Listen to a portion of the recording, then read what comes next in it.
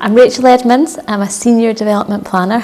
Peat bog restoration is an important contribution in terms of our journey towards net zero. For sites like Middle Muir, it's an important part of our habitat management plans because sites like these were peatland habitats in the past. So the wind farms gives us an opportunity to restore that peatland back to the former habitats that they were.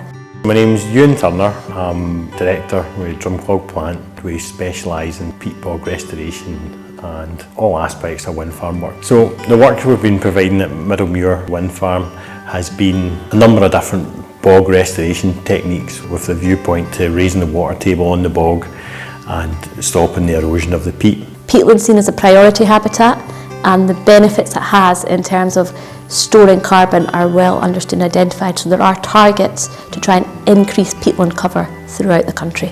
I would say the working relationship with the team at Middle Muir is really good. It's one of mutual cooperation with this kind of work.